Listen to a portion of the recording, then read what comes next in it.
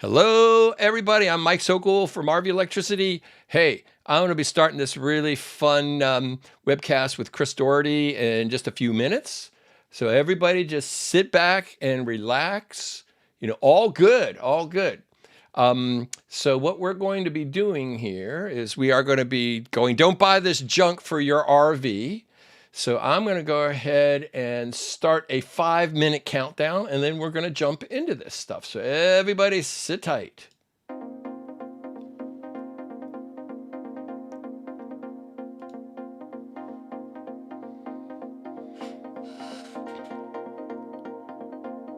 So if you'd like to, you could go ahead and send in any comments or whatever, but we're going to start this in earnest.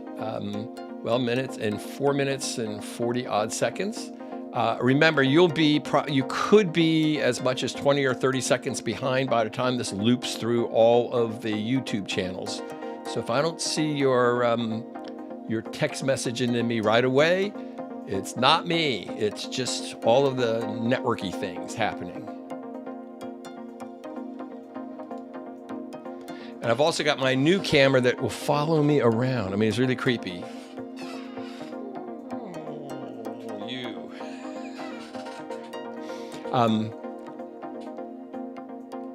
So that'll be fun. I'll be using that in some of my live seminars for just looking over top of my shoulder when I'm playing with meters and all that other kind of stuff. I'm going to just bring on Chris for just a second so he can say howdy hi, and then we're going to go back and just wait. Hey, Chris. All right. Hey, Mike. How are you? I'm doing good. Yeah, we're looking great. I think we're going to be ready here in 3.5 minutes or something to jump on. But all is well. Yep, it's looking good. Glad to see everybody's on board with us tonight. Everywhere in internet land. Yeah, this will be a fun thing to do. I get people constantly sending me in stuff, and I'm constantly writing articles about wacky things to avoid, and that's why I thought this would be great for Chris and me to go ahead and do that. He's in a slightly different world than I am, but we intersect. We do. Over so much stuff. So I'm gonna put Chris away. He's going back into the green room. Go get a massage or something, maybe a facial. Yeah, my neck's been giving me that. Okay, and I'll be back there. Be back in 3 minutes or 2.5 minutes.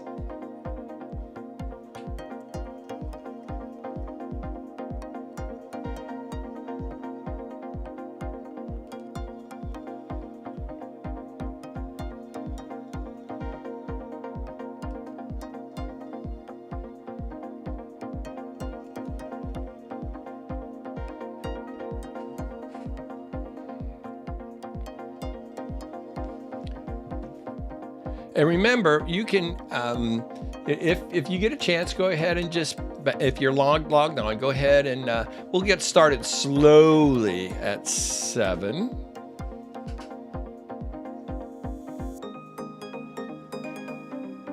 Is anybody out there in YouTube land you want to say howdy hi?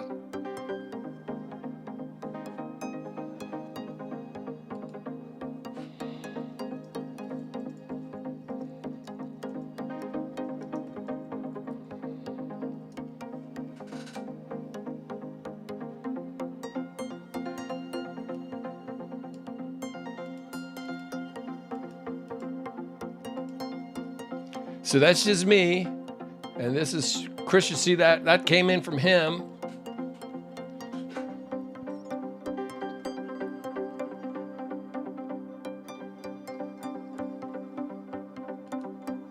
Hey, Richard, how are you? Glad you're on board.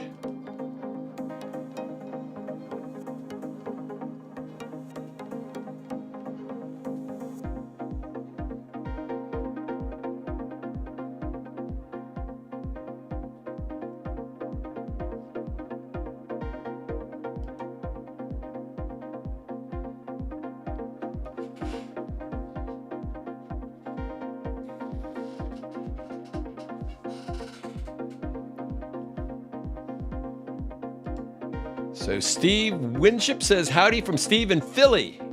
Hot dogs.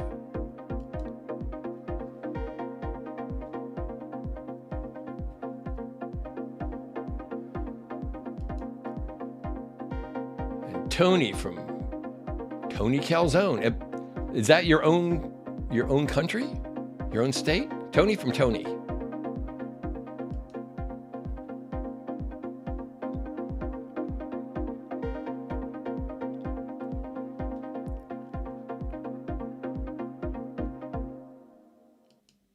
Well, it looks like we made it, or at least I made it. Let me see if I can get Chris logged in over here.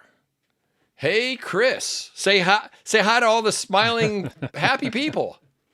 Smiling, happy people. Always love that. Good evening, everybody. Good evening, Mike. How are you this evening? Very, very good. So what part of the country are you in right now? Because, this is amazing how well this works.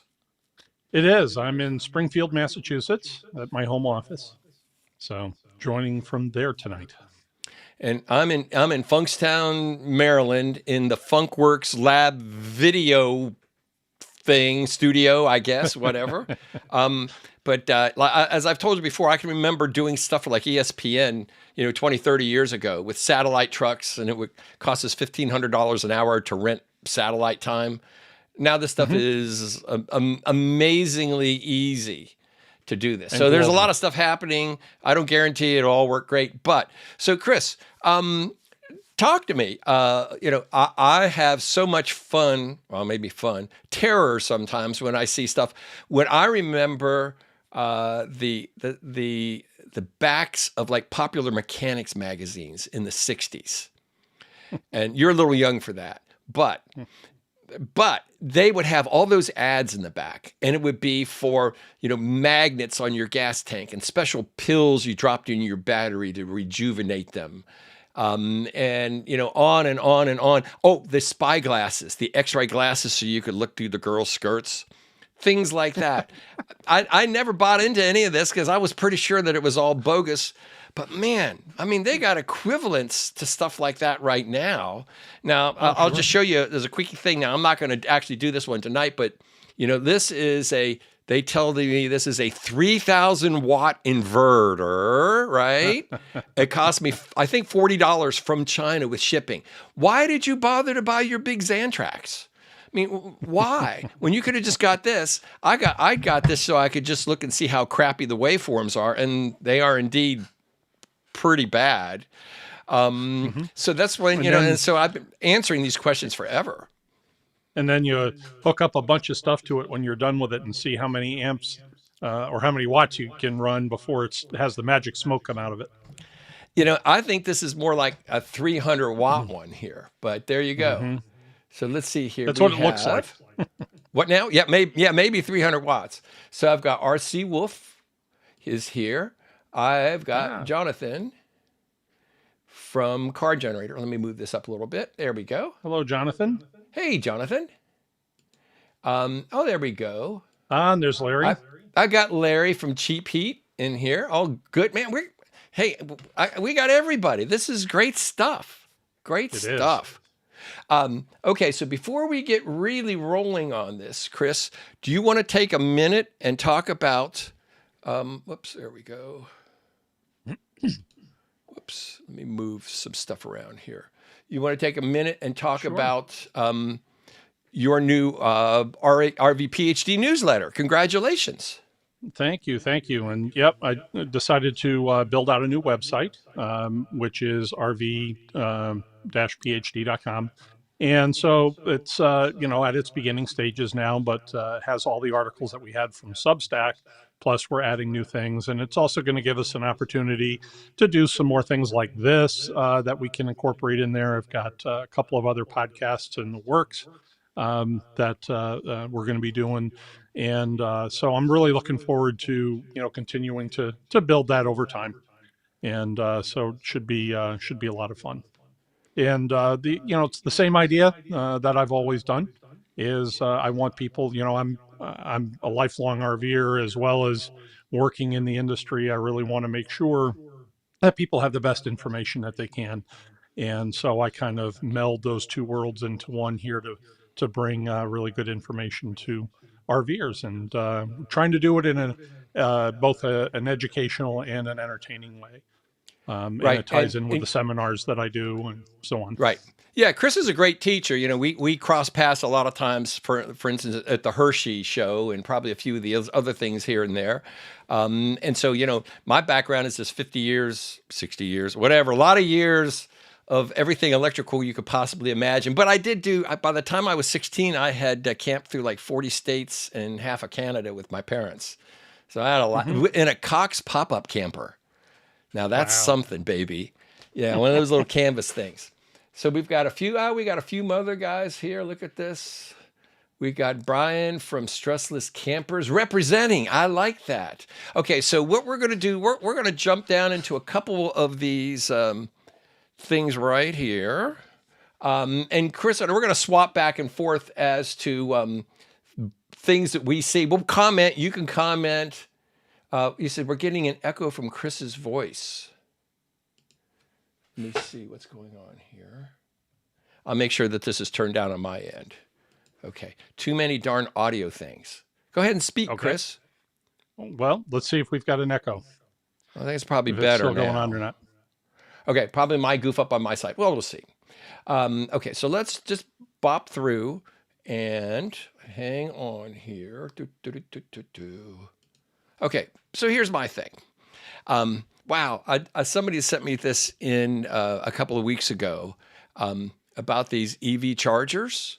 And one of the things, and I had known about these because, you know, you've got Tesla chargers that need a 50 amp, 240 volt receptacle on it. But what they've done, you could buy this adapter and plug it into like a dryer outlet or a welder outlet, and it does not actually carry the neutral through. And in this case, this one, the yellow one, doesn't even carry the ground through. The ground is completely isolated on the RV side. It's not connected even to the ground over on the dryer or welder side of this thing. I was really, it just blew my mind because the guy said, "Oh no, you've got to trust me." So I went and ordered one. You know, I dropped $15 on it or whatever, so I could see what was going on. And sure enough, yeah, that's how that is. So any of these things, I've even got stories from people that have that had a Tesla 50 amp charger receptacle, just a 1450. It looks like an RV outlet installed in their garage. I had one guy do this, and the electrician who wired it did not bother to pull a neutral into it because they don't need it. And the guy charged his Tesla for 3 or 4 years. And then one day he backs up his big old motorhome, his big old Class A up to this, runs the cord out and plugs it in. Without a neutral, your 240 volts does not split evenly down to 120 and 120. It does whatever it feels like. And he blew up a ton of stuff in his very expensive motorhome.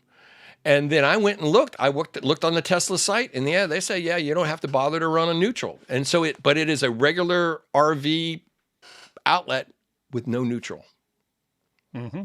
Crazy, huh? Unbelievable. Okay. Yeah. So and you never know. Beware of any of these things. And it comes back to, testing. Okay, before so you plug in. say, can you answer questions about Dometic's 12 volt RV fridge? I'll tell you what, we're going to save that for another webcast here, if you'll hold on to that. Today we're going to talk about things that we know that are blown up, and then what we can Chris, you want to host the next one of these, so we can do one of these again in a few weeks? Absolutely. Yeah, this will be fun. Yeah, so yeah, let's keep how do they get the adapter listed without a ground? Guess what? It's not listed. It's from China. And even the ones that have got the little UL stuff on it, it's just fake. You can go look it up. It doesn't even link to that. So I have no idea, but I confirmed it. It has no ground going through it at all. Crazy, huh? So let me call up the next one here. Let me get Chris to do one. Give me a second. Dun, dun, dun, dun, dun. There we go. So, Chris, you want to talk about this slide out? No. Yeah, you know what? This is one of those things, and there's a number of people who sell them out there online, Chinese manufacturers, domestic ones. And here's the problem with this, right? So I understand you want to try to stabilize your RV when you can. There's a lot of people say, well, over time, this is if I'm parked for a long time and I have the slide out, it's going to damage the slide out mechanism. Well, actually, it's not true. The slide, whether you're looking at a slide out or a push out or a tip out in a park model, uh, they're designed to be cantilevered off the side of the RV. What's taking the majority of the stress is the flange on the box, the slide box itself, right? And so there's two things about this. One is you have to keep that seal compressed. There's a bulb seal goes all the way around. And so when the unit has weight on it, when it's in the extended position, it's keeping that bulb compressed if it's adjusted properly. And there isn't an overwhelming amount of weight that's down on the slide mechanism. Your slide mechanisms do two things. They move the room out and they move the room in. So what happens here is that you're actually putting support, you're putting a vertical stress on the slide mechanism, and that can cause problems. The other thing is, and I'll ask RVers out there, have you ever set up your RV on a campsite and you had it leveled? Let's say you have a motorhome or a trailer has an automatic leveling system, right? And you level it, and then before you know it, the camper seems like it's a little off level, right? And so there's any number of reasons for that. One, it can just be settling into the ground at the campsite. That happens sometimes. Other times, maybe the leveling system has a little bit of a leak if it's a hydraulic system or something like that. So these jacks, a lot of them have 5,000 pound weight carrying capacity each. So as your RV starts to tip into that direction, especially if you have them tight, not only opening up the seal on the room, but you're also bending the mechanism in a direction it's not designed to go. And I've seen people do this also with non-in-frame slides, where they put these slide jacks up into the floor of the box, thinking that, that's going to help support it.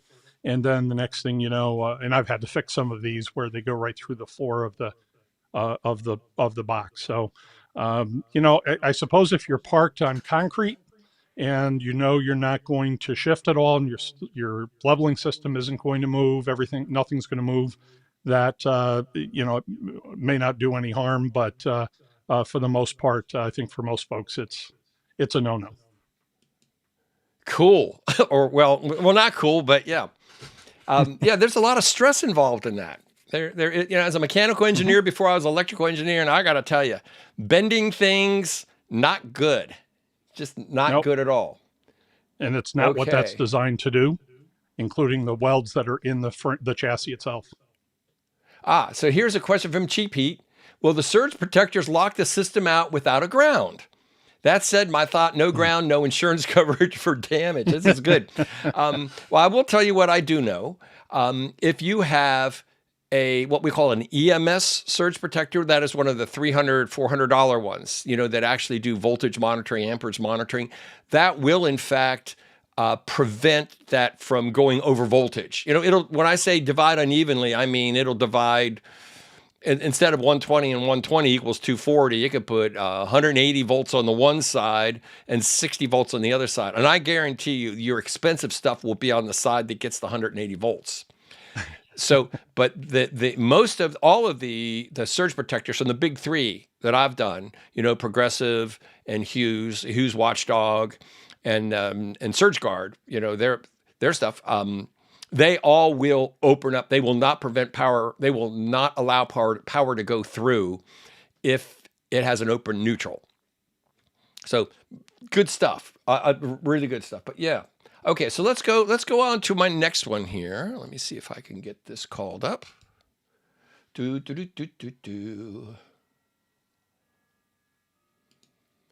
Whoops. There we go. So now here's the thing I found. There are light duty 50 amp outlets and heavy duty 50 amp outlets. So the light duty one on the right, if you notice, it doesn't look like the contacts are full width in there. Guess why it looks like that? Because the contacts are not full width. And in fact, if you go and try to run continuous power through this thing will melt down. So I found this through somebody had done this testing for EV charging. Now EVs, they're going to try to draw a continuous 40 plus amps for 10 hours or so at a time. And so that's why it's important to have heavy duty stuff. But I've seen people put cheap stuff like this in campgrounds, and now you can burn up a 50 amp, even with as little as 20 amps, 30 amps continuous, because it doesn't have full width contacts in it. So this was the $7.83 Leviton. I went and got one to look at this, and sure enough, doesn't have full width contacts in them. Plus, they're just like steel. They're not even brass. But you can step up to, to the $10 ones from Eaton or something, or one of these other ones, are actually much better. Go figure. Caveat emptor, as it were. Mm-hmm. Have you ever seen anything like this, Chris? I mean, people send me in the wackiest stuff. Oh, absolutely. So I was in, I was at camping for the Hershey show one time, and the 50 amp pedestal at the neighboring site caught on fire when the whole thing was burning up. And it was a shorted out mess, but a lot of the plugs were loose, that type of thing. And so sometimes you don't end up having the best maintenance there, but I think as you're going to talk about here in a few minutes, they're not necessarily, these receptacles aren't necessarily designed for the beating that they get day in and day out. That's true. That's true. From RVers. But that's where smart plug comes in, right? So, the smart plug on the twist side is great. They are trying to get this changed out on the campground site, but man, that's a big hill you got to push up to get that stuff done. I think that's a little too high, but I did see that they were selling the receptacles for the campground pedestals, but again, it's just it's quality materials and just being able to keep that resistive free connection. Yeah, and so here's one for you. Okay, here you go, Chris. You are the toilet guy. Yeah, talk to me about the automatic toilet chemical dispenser. Well, I was thinking about it yesterday. I said, we were when we talked about this, we said, okay, products that you probably shouldn't get, or that could be a waste of your money and not necessarily dangerous, but this was one of them. And back many years ago at RV Travel, I installed one of these, and just to test it, and I didn't have the best experience with it for sure. And it has a little clip on it so you can sort of meter the amount of chemical that you have going into it. But you have to mount this thing on the wall next to the toilet, and it's I don't know how many of them there are out there. I did do a search and found one that looked about the same. I don't think it was the same name, but at any rate, it's one of those things. When you're going out and buying stuff for your RV, think about the use of it and try to put some logic around it, not only from a safety standpoint, but also, is this something that you really need, and is it a good spend for you? For me, when the way we operate our holding tanks is by, using plenty of water. Your chemical is a deodorizer. It does also help to a little bit to break down material, but again, the manufacturers have pre-measured amounts, whether you get a toss in or you have a measured bottle, whatever that goes in there, and it should be enough for what you have to do. One of the things with a product like this is going to be constantly adding the chemical to it, and you may end up using up too much of the product, or you could have a leak or something like that of the material that could end up being an issue. So to me, something like this, it's more than just this particular product. It's looking at all kinds of other things that are out there. And again, you're adding weight, you're adding complexity to your RV. Is that something that's really going to serve you well as you go down the road? So it's something to consider. Now, here's one that caused a bit of a ruckus from the Airstream show here a couple of weeks ago. Skinny 50 amp power cords. So I actually had a guy. When you showed me this, I was like, "Oh, you got to be kidding me!" You got to be kidding! And this guy said, Elon Musk, he's got this all figured out because he can do this. His 50 amp RV charger cord is really, really skinny, and and the RV industry's got these really big, heavy, clunky ones. Everybody hates the 50 amp cords. I mean, we just do. I mean, they're freaking heavy, hard to wind up, big thing. But So I went and I double checked everything. So Elon Musk did not invent this. Basically, one of the things that also he does a lot of is kind of gets away with things that are probably not code compliant because he just throws money at it and everybody leaves him alone. So this isn't, and on the left, this is a picture of a 30 amp cord on the left and a 50 amp on the right. So this is not a 50 amp Tesla charger cord on the left at all. This is a 30 and a 50. And one of the reasons why most people are not aware of, you notice I write the 30 amp is an SJOOW shore power cord. So SJ is junior OOW. And basically what that means is it's a lower voltage cable that has less abrasion resistance. And on the right is what we call SOOW. So it's basically rated for up to 600 volts and it's much thicker. And I know this from the pro audio industry because I remember 20 odd years ago, we were allowed to use the SJ, the stuff with the skinnier insulation. But then they came through and made us change everything to this much heavier stuff because, they said this stuff is sitting out where people can tromp on it and drive over it and everything else, and that, of course, is the real problem with this sort of thing.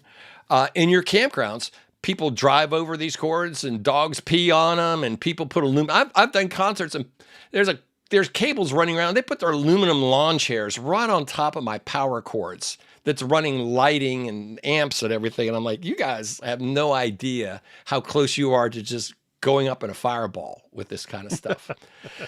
So no, there are no skinny 50 amp cords. If somebody's selling you one, send me a picture of it because I want to see what's going on. It's definitely not code compliant and it's likely dangerous and will probably cause a fire. Don't do it. Okay, so Chris, you got another one here coming up. Let's talk to me about the water tank blowout.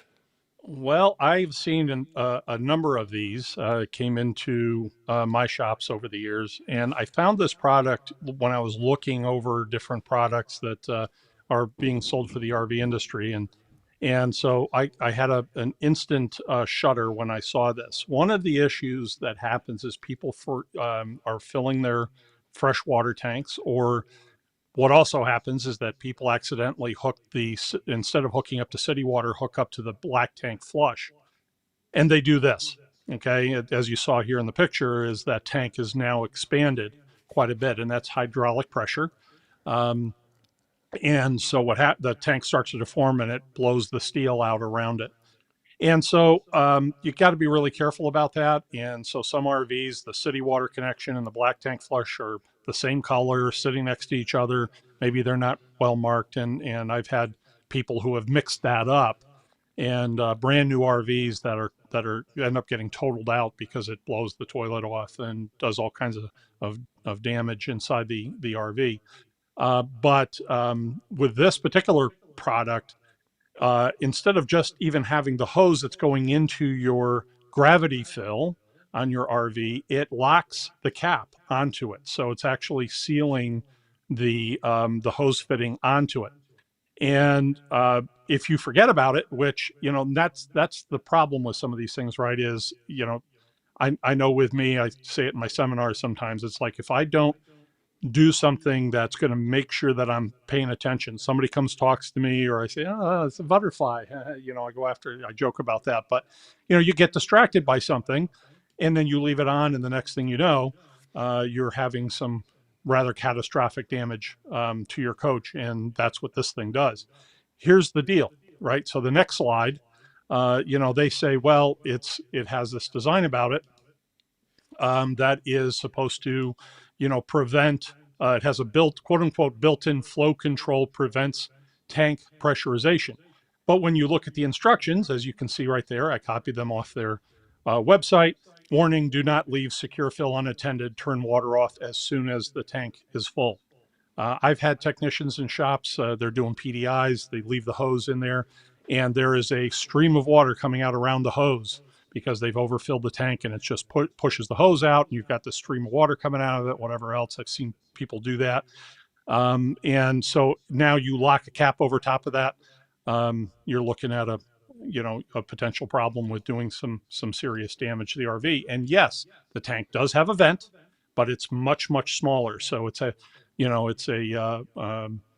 3/8 tube that goes from your gravity fill back down to the tank, or sometimes it's even a little piece of PEX that comes off the tank, depending on the RV. But that's not going to make up for a real good garden hose flow that's coming in to fill the tank. So that Hey, Chris, requires a little bit of care. here's a good question for you. Does the from Stephen Winship, does the tripod support for fifth wheel hitch really help? Well, you What do know you what? know? To be honest with you, I don't know, and here's why. I've had two fifth wheels. The first one that I had was a Jayco Eagle Superlight, and I never got one for it, although it did move around quite a bit.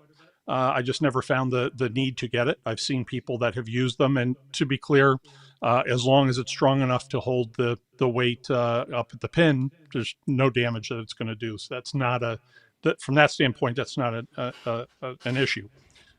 If you've got a unit that uses hydraulic leveling, those are usually pretty stable. But if you've got one that has the standard landing gear on the front, there's a couple of things that you can do to help stabilize it. That would be one thing. You could talk to other RVers out there and see, what their luck is with it. Things like JT strong arms that go between the landing gear and the frame do help also to lock down some of that movement, and even using brakes like X chocks between the wheels, between the axles. Sorry, I was clicking buttons randomly. Didn't mean to overstep you with an electromagnetic pulse. Oh boy, here we go. Here in P. Okay, so somebody sent me this a couple of weeks ago, and they said you can get this whole house EMP protector. I looked it up. It's a complete scam. They're like $400 for this thing. So basically, an EMP is this big electromagnetic pulse, and it can come from a nuclear bomb going off up in the atmosphere is one way to do this, or a solar flare can knock out the power grid. So these guys are saying, okay, we're going to sell you this EMP protector and put it in your house, right? And what it'll do is, if there's this big pulse, it will take care of it and protect all your house stuff. Well, here's the deal. The only way that you could protect your house from an EMP is to put it inside what's called a Faraday cage. Your entire house, all sides, including underneath, would have to be inside of a mesh, like a copper mesh, copper wire screen to protect it from this pulse, from these voltages from building up. It ain't happening. So, you just you look at this kind of stuff, and, I am absolutely amazed at what people will go and pay for. Basically, this is like a $125 whole house surge protector that you can get, and they slap a label on it and charge an extra $300. Oh, wait a minute. Boyd is showing me something. Or a military EMP weapon. Yes, yeah. There is that. Isn't this just like the shields on the Starship Enterprise? Well, this stuff, here's the deal. So this stuff really happens. I did used to calibrate nuclear guidance systems back in the 80s, and we would have these guys, the military, show up and show us, films of all of these things. And they love to do what they call these rainbow tests. They would just shoot a nuke up into the atmosphere, and then it would just blow up, and you have all of as they're burning away the ozone layer, you get all of the pretty lights and all this other stuff. And then they found that some of these, depending on how you did it, would actually take out the power grid for hundreds of miles, just from overloading all those wires. So if it can take out hundreds of miles of power grid, that little gadget hanging in your house with a couple of tiny little MOV devices the size of a nickel, man, it don't got a chance. So there you go. So much fun. You get more protection from a good EMS a surge protector system. Spend your money on that instead. Spend your money on that. Those are great. Do not spend your money on one of these things. That's just bogus. But yeah, good fun, huh? Okay, so now, okay, Chris, this must be something that you really like. Musical horns on RVs? You mean like Yep. da da da da da da da da da da? Yep, and I included a screenshot here from Disney's Legend of Sleepy Hollow, where Ichabod Crane is um, his the women that he's teaching to sing, scream at a loud voice, and all the animals run, because that's what happens when you do this kind of stuff in a campground. And unfortunately, this is one of those things that I have actually seen, and so it's one of those things. You know what? Not for your RV. Or if you want to, I guess if you want to do it on the road, that's your business. But you come into a campground and Back in the late the animals go '60s, when I flying, was and when I was first driving on the road legally, let's say, I had a Volkswagen. I got one of those Ooga horns. Now this was very low tech, but it was a Auga. Everybody mm-hmm. knew I was coming. Of course, it made a lot of people really angry. I don't know why, because I would be, driving by some girl's house at night, blowing my Ooga horn. The dad did not appreciate the showing of affection with that. Yeah. You know what I'm I had saying? a diesel motorhome once. I put a fire truck air horn on it, and I did have a switch. I had a street horn also, but when I switched it over to that, it was a full, fire truck air horn, and I had landed a couple of pieces of ones from Rex, and rebuilt it, put it together, and it was quite effective. But the that you normally get with a fire truck, Okay, well, I let me didn't show use in you the one here. campground. Here, I think these are really dangerous. I mean, look at this. This is a 50 to 15 amp adapter on the left, which means you can plug this into a 50 amp outlet on a pedestal. And now you can plug a skinny little extension cord that might be rated for 12 or 14 amps into that. And I actually had someone burn up a couple of their extension cords. They had run over to their picnic table because they wanted to go ahead and run like an electric skillet and a slow cooker and all this other stuff at the same time. I mean, silliness. Now, on the right side over here, this guy actually has a double 20 amp breakers. So it doesn't give you the full 50 amps, but this side is protected to 20 amps and the other side is protected to 20 amps. This is a much safer way to do it. I think, did you add another slide in there for me, Chris? I did, There, yeah. So there you this is did. another one. Yeah, this is another one that's a common one that's out there. And there's yellow ones, and there's this They light come blue in all one, whatever. colors. Yeah, and so it's 50 to 230. So you're just breaking off um, the two 120 legs to each side, and then a common neutral and ground.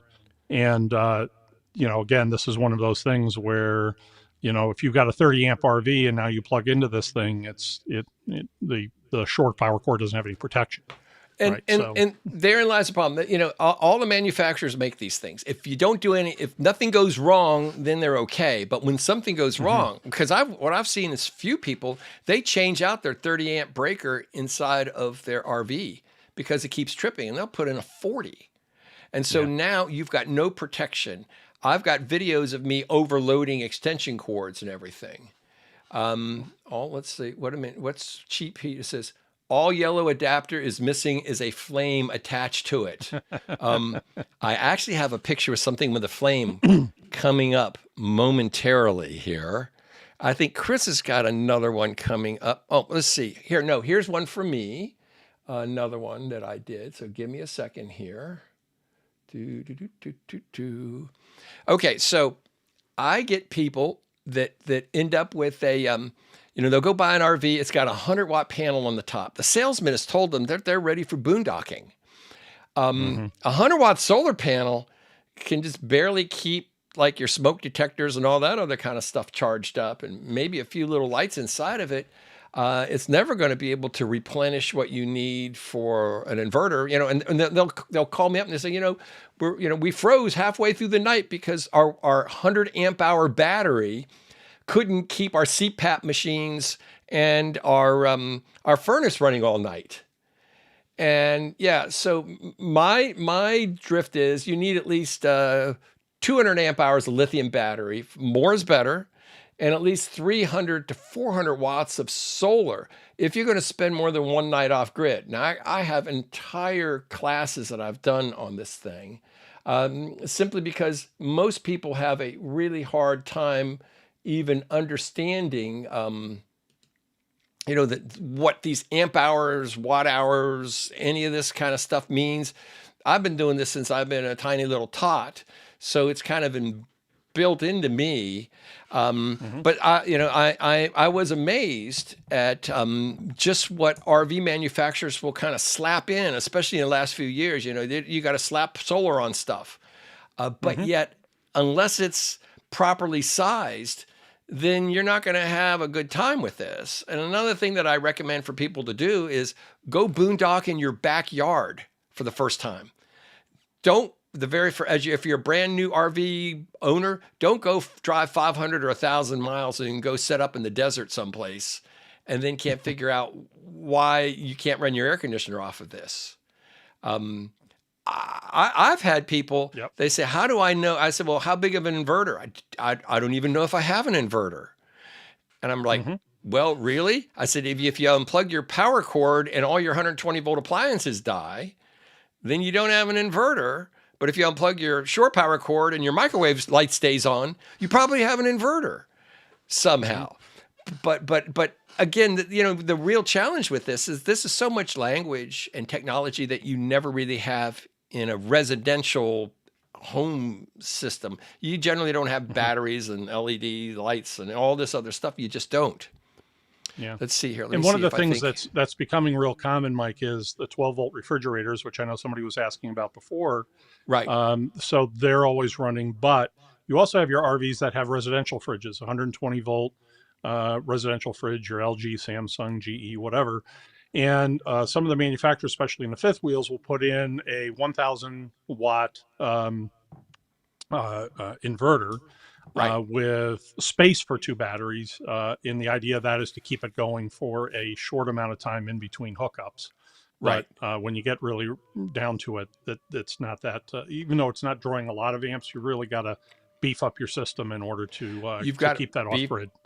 beef up your system, and and they somehow think that little 7-way plug on the back of your tow vehicle is going to supply Nope. enough amperage to keep that refrigerator running. And they say, well, it says it only draws 5 amps. I said the refrigerator is drawing 5 amps at 120 volts, which is 50 amps at 12 volts, which is going to completely flatten a 100 amp hour battery in 2 hours of running time with this. And I said, and if you want to be able to go down the road and have this charged up, you're going to have to consider a DC to DC charger, heavier wire running back. I think, have you ever installed any of those yet, Chris? Yeah, and you can do it. You can do a DC to DC charger or a battery isolation manager. You can run the, especially if you got if you're doing like a tow vehicle, or even if you have a motorhome, you have a big enough alternator or alternators on it, but you can run it back from the battery and then use Anderson connectors, Right. and make another connection back. So there's different ways There are of different nailing ways that of one. doing it, but that little guy on the back is probably only good for maybe 5 amps or so at 12 volts, not much more. I mean, 8 to 10 is supposed to be the Mm, limit. But man, oh man, yeah. But like I said, residential it refrigerators depends. just suck a lot of juice. The 12-volt Danfoss ones are much more efficient. But again, if you have your solar panels on the top, guess what? That can help supplement it. Although I've been working on some things. That's what's happened is in the current 2024 what was it, the GM the Chevy Silverado 2500 3500 HD trucks. If you had the braking system would shut down just from the extra voltage coming in from the solar panels and the Mm. lithium batteries would feed back into the connector. And then you're going down the road towing a fifth wheel that weighs a lot of pounds. And all of a sudden it says, you know, trailer disconnected, you have to Mm-hmm. stop this thing, shut the ignition off, and turn it back on to reset it. And it would die when the sun was out, because that's when the extra voltage would go into the batteries, which would feed back into the built-in brake controller. Talk about crazy. And that's so. What was the fix for that? Set of diodes or something? Or Well, there is. I'm working on a setup that will actually do appropriate voltage drops and such, because what it's doing is it's testing to see if you've got enough voltage in the battery, the house battery, to activate the brakes in the trailer. And if it says I don't have the right amount, it shuts off the brakes. I'm like, what the heck? This is by some automotive engineer that's probably never towed a trailer. So one another, of the things we're I getting wanted more questions. Go ahead. I'm sorry, about the Chris. fridges, and this goes into that one. You talked about the Danfoss compressors, so your Yes. Vitrifrigos, things like that. A lot of the 12-volt fridges out there aren't exactly 12-volt fridges, though, are they? No. Some of them have Okay. got their own inverter built into them. Now, here's one thing. I've got a Dometic 12-volt RV fridge in my garage, and I got refrigerators all over the place. One of the things that I found that they have on it is a automatic defroster that every so often just turns a heater on in there to keep the ice from forming. Now, if you're running off of battery power and you got a refrigerator that's cold, the last thing that I want to do is go ahead and give up that ice and spend a lot of a big chunk of my battery charge just so that it doesn't get frost around the edge. So there's a fuse that you can pop out of these things that eliminates that. So when you get back, you just open it up and let the ice drip out of it. In the old days, they had a switch. The Dometic fridges had a switch above the freezer door, Right. that you could turn that heater on and off. I can't So if find you it were on this one. boondocking, yeah, well, these were the old propane fridges, so that's probably not something they have anymore. Right. But that's to keep the condensation down around the outsides of the doors on the box. Okay, so let's see here. I've got. Whoops. But from an efficiency standpoint, those 12-volt refrigerators that a lot of them have, you've really got to look carefully at it because they can draw a lot of amps because they have the inverter. So here's your RV lift kit. What are you going to say about this, Chris?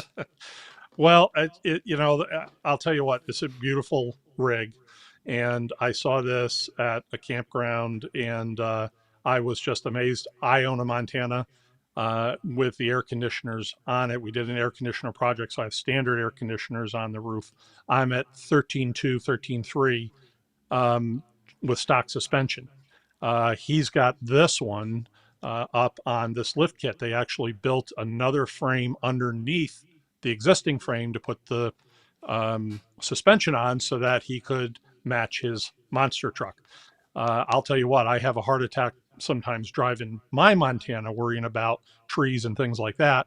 I don't know where this guy's from. I suppose you're out on the interstate. Maybe you're okay, but I think if you're over 14 feet, there's 13.8 to 14.2. 13.6 is supposed to be the limit. Yeah, I knew it was in there somewhere. It's 13.6. I guarantee you. Yeah, there's no way on God's green earth that he's under 13.6. So on RVs, nobody checks them, right? So it doesn't. My sister's in Durham, North Carolina, where there's that one low bridge that peels off the tops of everybody's RVs. And it's so famous. They actually have a webcam on it going all the time because every week somebody tries to go through it. And some of them, I mean, things like, 12.8 or something like that. I forget what it is, just the right height to peel the stuff off. People try to go through it slow, like that's going to help. Mm-hmm. And, there was one the other day it don't help, and it just peels the tops right off of these things. I am amazed. Yeah.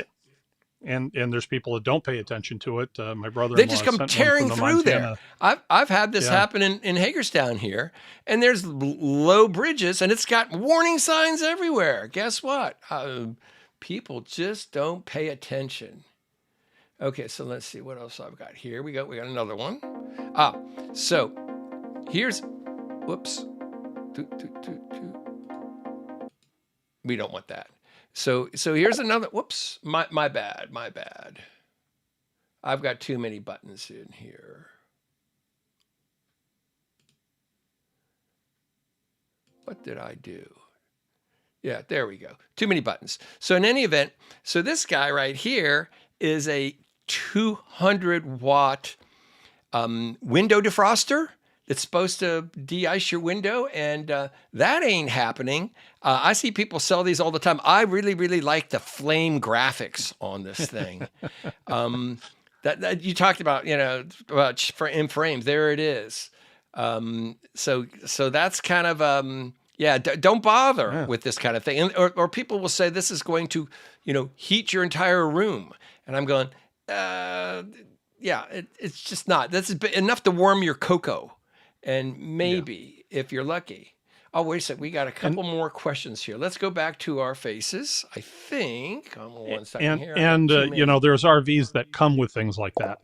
Mike, you and I were talking about this the other day. Motorhomes. I remember Monaco put the backseat heat units in their utility compartments, and there's similar things like that. People will sometimes retrofit things in there for super cold weather use. So just be careful when you're doing that, because a 12 volt heater like that, you've got to be really careful about the wiring and so forth that's feeding that. Okay, so I've got a couple. Let's answer a couple questions. So we got some cheap heat. People. There's a 10-to-1 conversion when you go from 12 volt to 120 volts. So 1 amp TV at 120 volts is equal to 10 amps at 12 volts, and at 12 volt, 12 volt DC is 10 amps. I get this question all the time when we were talking about electric heat. So you think this drives you crazy? I've got now, you're seeing RVs that are offering 48 volt battery systems, Volta and others. And, the amp hours by themselves mean nothing unless you know what voltage you've got, because the only thing that really counts is watts and watt hours. You can convert it up and down all day as you want. But the fact of the matter is that the lower voltage you go, the bigger the wire's got to be. And so if in fact you have, on the 12 volt DC side of it, the wire has to have 10 times the cross-sectional area to have equivalent voltage drop to the 120 volt side.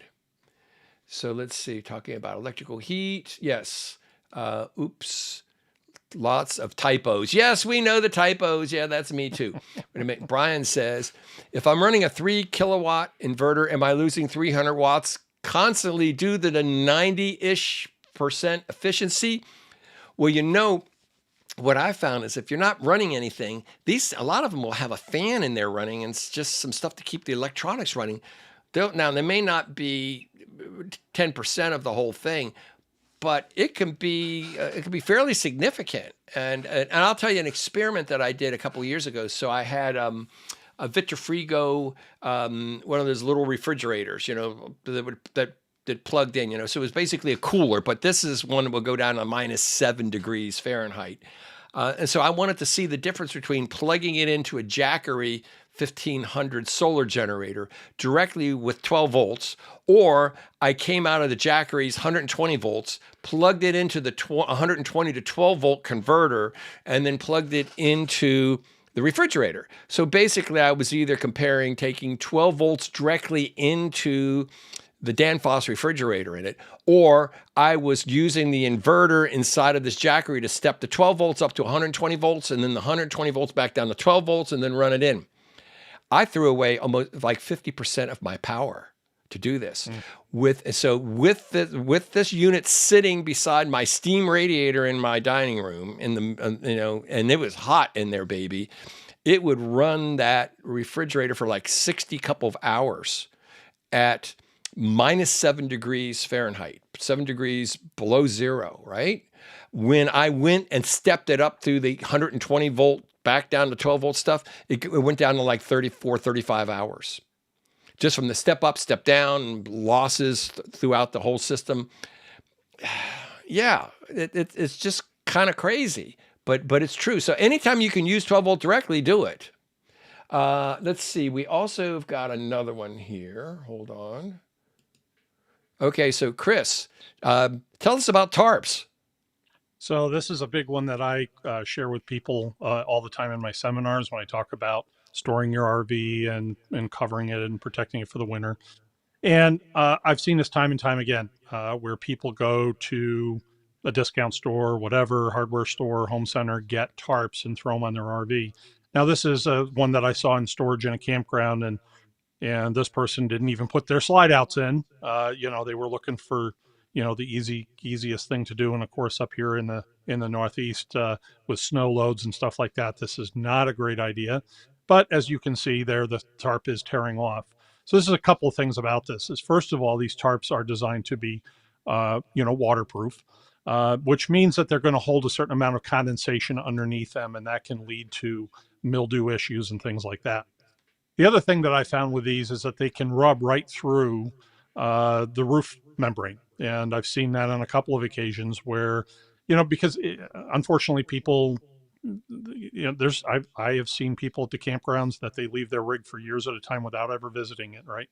So they pay the seasonal every year, and then, after a couple of years they come up and then they call you, say, oh, I think I got a leak in my RV. Can you come look at it? And you step in the squishing carpet and go through the floor and get sick from the mildew and whatever. So I've seen a lot of this stuff, right? And so what I've seen with these tarps is that they're very abrasive, and they will, as they rub on there, they will cut right through the roof membrane.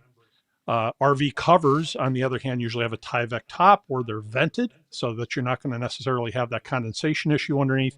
And they're also padded and protected a little bit. And whatever you're putting on there, you should protect the cover in the RV at sharp points where it's necessary. And they'll give you directions on doing that.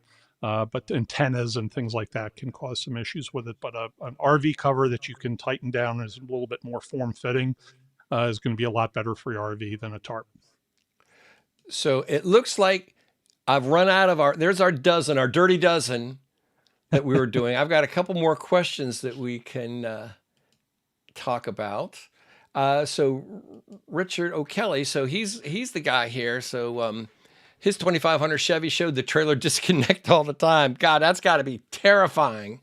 He didn't have solar, but he made the original complaint to NHTSC, whatever that stands for. It's the National Highway Transportation something or Traffic other. Safety. Traffic Safety Commission. Corporation. Yeah. So, Or so should he be found, A, that's right. but They changed the relay above the spare tire, solved it. There's just a bunch of crazy stuff. Wait a minute. Here's one. Here's another one. So Steven says, maybe Chris, this is for you. I heard you should Mhm. 1/2 tennis balls for gutters before covering the RV for the winter. Does that make sense Yeah, to so you? if you have gutter spouts, yeah, it can help protect the gutter spouts, and it protects the cover also. That's not a bad idea. You can also use cardboard. I've done it with just draping cardboard over. It's enough to hold it. But tennis balls, it's a good way of doing it. You could even drill them out big enough and slide them over, so that they would stay on, just some way that they'll stay onto the gutter spout. And one of the things I'm getting ready to install on my GeoPros, I've got snap pads, with the big extra rubber things on the bottom. I mean, that's so much more area than the little jack things. Plus, Hmm. and I did a study a couple of years ago about helping reduce what I would call the whiplash effects from nearby lightning strikes on the ground. Um, Probably protecting your RV. I don't have a way to generate a lightning strike in my backyard, although What? I really Are you would kidding like me? it. Yeah, but But your everything logo is tells me throwing that that's lightning, right? probably correct. I thought you were Zeus back to life. Um, I, I've actually done some high voltage testing in previous life, where people were actually Hmm. paying for stuff. But to do this would be a lot. So, I mean, we're talking one of those massive Tesla coils that could throw a 10 or 20 foot arc. And I'm Hmm. not sure my neighbors, they might be a little, they're not too close to me, but they would have to move a little further away. When I was in the fire service, the utilities, Niagara Mohawk and Central Hudson had a big trailer that they would hook up to the utility, and it had transformers and everything else on it. And they could take and they'd put a hot dog up to it, and then eventually it would spark off in hot dog and blow it up. And they would do, okay, you think your fire boots are going to protect you, and they'd put something in that, and then the high voltage would come off and blow the boots up. And they used to do a lot of that kind of safety training with Good high fun. voltage. It was very interesting to watch. It Yeah. made you think about it. When you went to a scene where you had a live line, burning into the ground, you stayed right the hell away from it. I'll tell you. I've seen pictures of it where the high voltage line, 11.5, 17,000 volts or whatever, will drop down into the sandy soil, like down in Texas. Mm-hmm. It actually melts it into like glass. It has like I've these seen that big once. balls of molten glass on them going, you really Mm-hmm. don't want to be part of that. So yeah. No, I went to a call with that one time, and it sat there burning until they could get it turned off. And that's exactly what it did. Made a little volcano right in the middle of the person's Yeah. yard. Yep. Well, that's it. That's it for tonight, guys, everyone. Chris, thank you so very much. We'll you. find a few more of these things that we can do. Maybe we'll actually do one that we recommend that are That would good be good. ideas, not just junk that you've got to worry about. I like the positive spin. That's good. We're going to put the positive spin on this. And so, yeah, what I also always tell people is don't try to buy me anything for Christmas, because you have no idea what it is I need or want, and I don't want to have to feel obliged to use it or embarrassed to turn it back in. So yeah, gift cards, take me to dinner, whatever. Single malt scotch, good bourbon. Probably yeah. okay. Bourbon's good. Yep. Good bourbon is always welcome. Extra gadgets, no. So we've got Gary Blevins says, thank you very much. Tony says, thanks. John Mayer says, thanks. Thank you guys. Look at this. Yeah, We've got all kinds of thank yous. Oh, lightning bolts. Look at that. Boyd Manuel. Thanks, guys. I got to put lightning bolts in my thing. And remember, you can send this link to anybody that wants to see this. You can share it with anybody. We love doing this kind of stuff.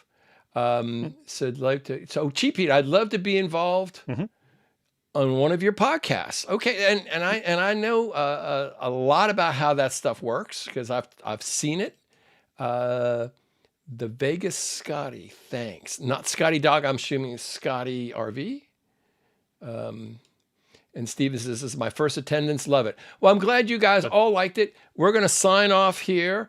And then if you've got questions, go ahead and put stuff down in the comments. And then I'll also make sure I'll go ahead and include some email links down there for you too. All right, very good. Thank you all so very much for hanging in there for an hour. And don't buy any junk. That's it. Buy the good stuff. Very good. Later. Bye. Bye-bye.